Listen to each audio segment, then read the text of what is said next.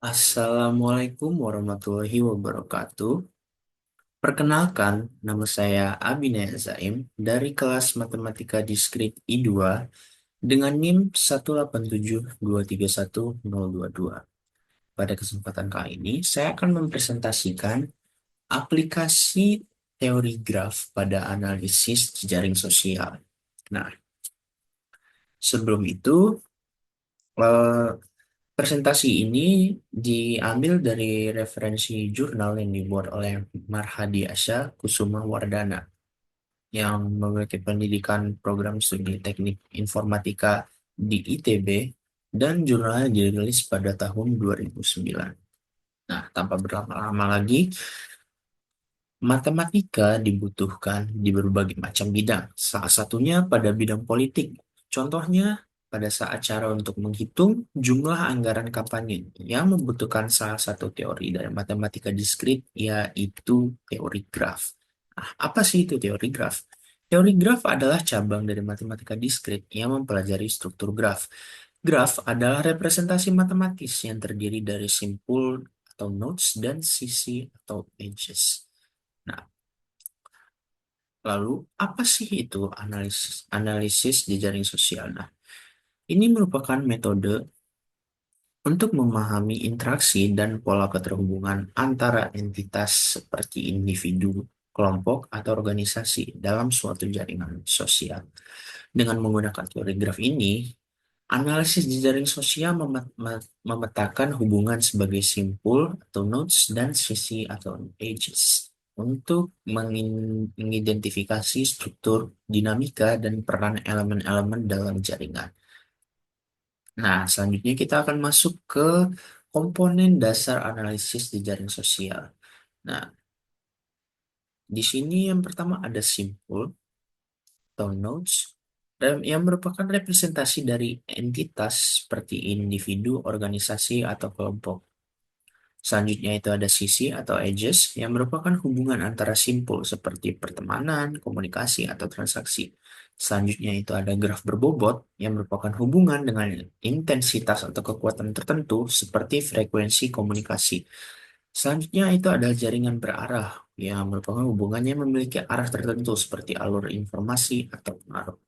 Nah, selanjutnya ini ada terminologi pengukuran yang digunakan dalam analisis jejaring sosial ini. Yang pertama itu ada keantaraan yang mengukur banyaknya koneksi suatu individu. Nah, pada teori graf ini, keantaraan adalah sentralitas suatu simpul pada suatu jejaring.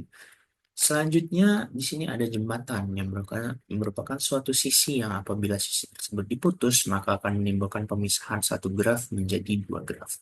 Selanjutnya ada kedekatan, derajat sebagaimana dekat individu dengan anggota jejaring lainnya. Selanjutnya itu ada koefisien cluster yang mengukur derajat bagaimana kenalan-kenalan individu ternyata kenal satu sama lain dan membentuk cluster. Selanjutnya itu ada derajat yang merupakan jumlah hubungan kesimpulan. Jadi kayak misalnya contoh berapa orang yang dia kenal gitu.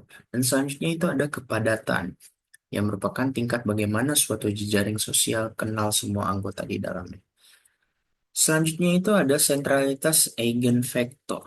Nah, yang merupakan ukuran pentingnya suatu simpul dalam suatu jejaring. Selanjutnya itu ada radialitas yang merupakan derajat lingkupan kenalan suatu simpul sehingga memiliki pengaruh pada jejaring sosial tersebut. Lalu ada kohesi struktural yang merupakan jumlah simpul minimal yang apabila dihilangkan dapat memisahkan satu graf menjadi dua graf. Selanjutnya ada ekuivalensi struktural yang merupakan derajat bagaimana suatu simpul memiliki koneksi yang sama di jaring tersebut. Nah, dan terakhir ada lubang struktural yang merupakan lubang statis yang dapat diisi secara strategis. Nah, di eh, pengukuran analisis jejaring sosial ini kita akan membahas ada tiga, yaitu keantaraan, derajat, dan kedekatan global. Nah, untuk keantaraan sendiri, keantaraan adalah pengukuran sentralitas suatu simpul ya. Keantaraan bisa disimbolkan sebagai kekuatan atau pengaruh suatu individu dalam jejaring sosial. Keantaran individu X secara matematis adalah perbandingan antara jalan terpendek antar semua anggota jejaring yang melewati X dibandingkan jalan terbentuk antar semua individu dengan dan tanpa melewati X. Nah, di sini ada contohnya ya, yang untuk keantaran. Jadi di gambar ini ada tujuh, tujuh individu, yaitu dari A sampai yang G. Nah, di gambar graf ini memiliki 21 jalan jalan terpendek antar simpulnya.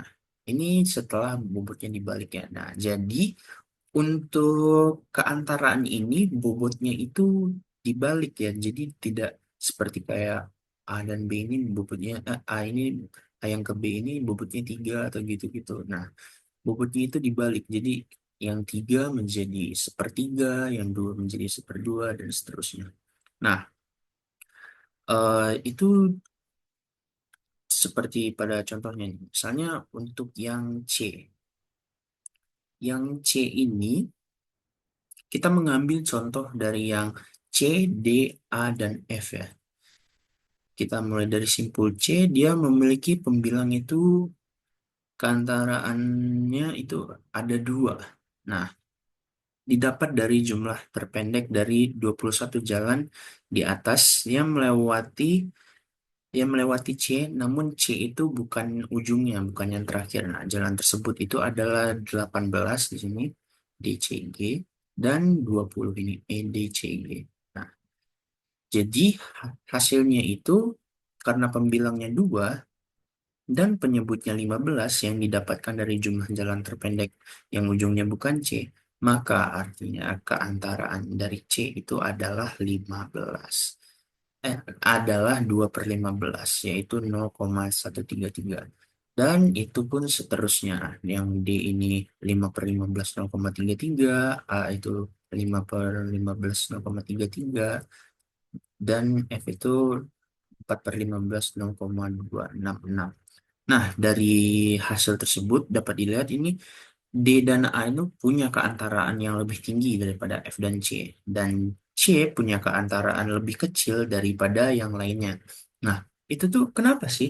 Padahal kalau dilihat, di sini C itu dia punya banyak kenalan. Dia itu kenal ke si G, dia kenal ke si B, dia kenal ke si A, dan dia juga kenal ke si D.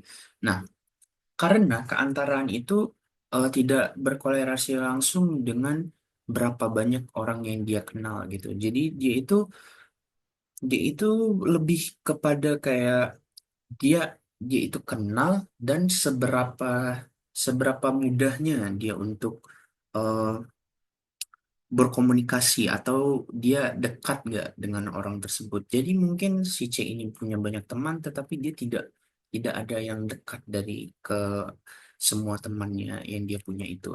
Sedangkan yang lain itu lebih punya sedikit teman, tetapi lebih dekat.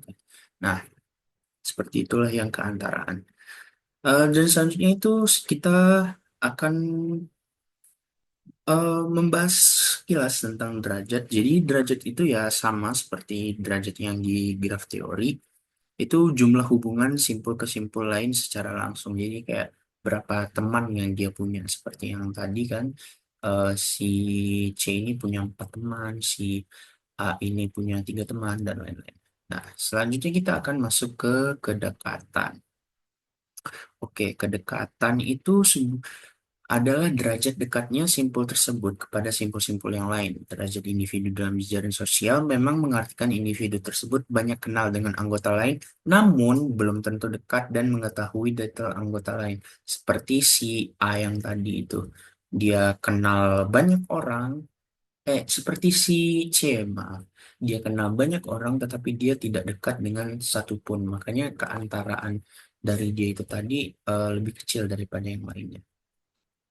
Nah, dari contoh yang tadi, kita dapat membuat tabel seperti ini, yaitu tabel hubungan terpendek antar simpulnya, yang terdiri dari semua-semua simpulnya ini, dari yang A sampai yang G. Nah, bisa dilihat si A ini mempunyai kedekatan paling besar ya. Dia mempunyai kedekatan paling besar. Jadi si A ini mempunyai kedekatan paling besar karena bobot dalam graf sampel yang kita gunakan ini adalah nilai kemudahan berkomunikasi. Jadi bisa diartikan si A paling mudah berkomunikasi dengan anggota jejaring sosial lainnya. Bisa dilihat ini gambarnya si A, dia paling mudah ya untuk berkomunikasi dengan yang lainnya.